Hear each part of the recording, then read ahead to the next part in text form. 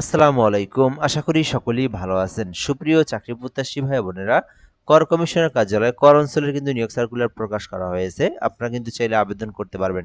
এখানে মোটামুটি অনেকগুলো পদের সংখ্যা নিয়োগ সার্কুলারটি প্রকাশ করা হয়েছে। সম্পূর্ণ ভিডিওটা শেষ পর্যন্ত দেখার জন্য অনুরোধ করা হচ্ছে। এটি মূলত কর কমিশনের কার্যালয় কর অঞ্চল ঢাকায় এটি নিয়োগ সার্কুলার। এখানে বলা হয়েছে যে অর্থ মন্ত্রণালয় অভ্যন্তরীণ সম্পদ বিভাগ একের স্মারকের প্রেক্ষিতে বলা হয়েছে ছাড়পত্র মোতাবেক কর অঞ্চল ২০ ঢাকার অধীনে ১৩ থেকে ২০তম গ্রেডে বিভিন্ন পদে নিয়োগ দেওয়া হয়েছে। অর্থাৎ এটি মূলত কর অঞ্চল ঢাকার একটি নিয়োগ সার্কুলার, যেখানে ১৩ থেকে ২০তম গ্রেডে বিভিন্ন পদে এই নিয়োগ সার্কুলারটি প্রকাশ করা হয়েছে।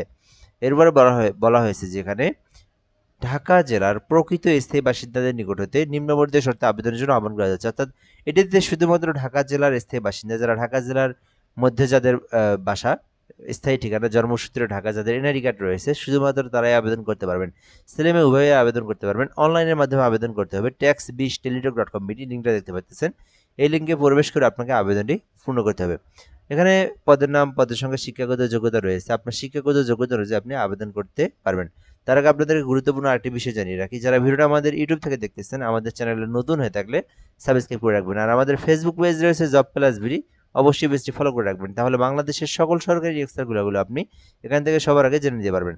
প্রথম পদের নাম কম্পিউটার অপারেটর, একটি পদ রয়েছে। যারা বিজ্ঞান শাখা থেকে অনার্স করেছেন অথবা ডিগ্রি করেছেন, কম্পিউটার অপারেটরে আবেদন করতে পারবেন।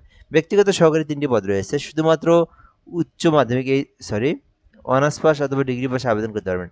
ব্যক্তিগত সহকারী এটা 13 গ্রেড, যেহেতু 13 গ্রেডের আবেদনের জন্য শিক্ষাগত যোগ্যতা চাওয়া হয়ে থাকে, অনার্স পাস অথবা ডিগ্রি পাশে আবেদন করা যায়। প্রধান সহকারী 10টি পদ রয়েছে। মোটামুটি এটা অনেক বড় একটি পদের সংখ্যা, চাইলে আবেদন করতে পারেন। শিক্ষাগত যোগ্যতা চাওয়া হয়েছে অনার্স পাস অথবা ডিগ্রি পাস। যারা অনার্স ডিগ্রি কমপ্লিট করেছেন অবশ্যই প্রধান সহকারী পদে আবেদন করতে পারবেন। উচ্চমান সহকারী 6টি পদ রয়েছে। শিক্ষাগত যোগ্যতা চাওয়া হয়েছে স্নাতক অথবা ডিগ্রি, অর্থাৎ এখানে কিন্তু অনার্স পাস অথবা ডিগ্রি পাস চাওয়া হয়েছে। অনার্স ডিগ্রি পাস থাকলে আবেদন করতে পারবেন।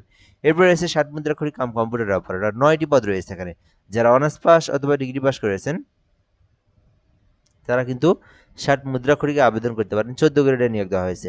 অফিস সহকারী কাম কম্পিউটার মুদ্রাক্ষরিক, এটা কিন্তু আপনার 9ম গ্রেডে নিয়োগ দেওয়া হয়েছে। উচ্চ মাধ্যমিক এইচএসসি পাশে আবেদন করা যাবে, কোনো ধরনের অভিজ্ঞতার প্রয়োজন নেই।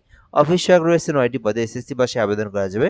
যারা এসএসসি পাস করেছেন, এইচএসসি পাস করেছেন, এমনকি অনার্স ডিগ্রি পাস করেছেন, আবেদন করতে পারেন অফিস সহায়ক পদে। তো আপনার শিক্ষাগত যোগ্যতা অনুযায়ী আপনি যে পোস্টে ইচ্ছা আবেদন করতে পারবেন। আবেদন করতে অবশ্যই বাংলাদেশী নাগরিক হতে হবে, ঢাকা জেলার স্থায়ী বাসিন্দা হতে হবে, বয়স থাকতে হবে অবশ্যই 18 হতে 32 বছর পর্যন্ত, তাহলে আপনি আবেদনটি করতে পারবেন। আবেদন হয়ে গেলে তারপরে কি করতে হবে এবং কিভাবে আবেদনটি করবেন এই প্রসেসটা বলে দিচ্ছি। সো এই যে এখানে দেখতে পাচ্ছেন www.taxzone20dhaka.com, আপনারা যদি এই ঢাকা ট্যাক্স অর্থাৎ আপনার যে কর কমিশনের যে ঢাকার যে কেন্দ্র যেটা রয়েছে, যে প্রতিষ্ঠান রয়েছে, এই প্রতিষ্ঠানের ওয়েবসাইট ভিজিট করতে চাইলে taxzone20dhaka.gov.bd এটাতে আপনারা সার্চ করে আপনাকে দেখতে হবে, মানে ওয়েবসাইটে প্রবেশ করে যে কোনো বিষয় আপনি জেনে নিতে পারবেন। আর আবেদন কিভাবে করবেন, আবেদনের জন্য আলাদা লিঙ্ক রয়েছে tax20teletalk.com, এই লিঙ্কটিতে প্রবেশ করলে আপনার সামনে আবেদনের ফর্ম চলে আসবে। আবেদনের ফর্ম পূরণ করে আবেদন করতে পারবেন। আর আবেদনটা অলরেডি আবেদনের 10 তারিখে আবেদনটা প্রকাশ হয়েছে, বাট কিন্তু আবেদন শুরু হয়নি। আবেদন শুরু হবে 10 আগস্ট, শেষ হবে 10 সেপ্টেম্বর। 16 আগস্ট যখন আসবে অবশ্যই আপনারা আবেদনটি শুরু করবেন, আবেদনটা করে রাখবেন।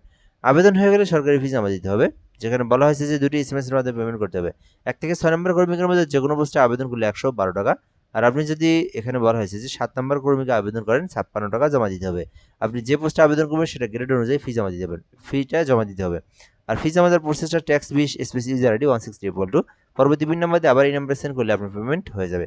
সো আশা করি বুঝতে পেরেছেন এই নিয়োগ সার্কুলারের সকল ধরনের তথ্য আপনাদেরকে জানানো হলো। আবেদন করতে চাইলে করতে পারেন। আজকের ভিডিওটা এই পর্যন্তই। ধন্যবাদ, ভালো থাকবেন। আসসালামু আলাইকুম।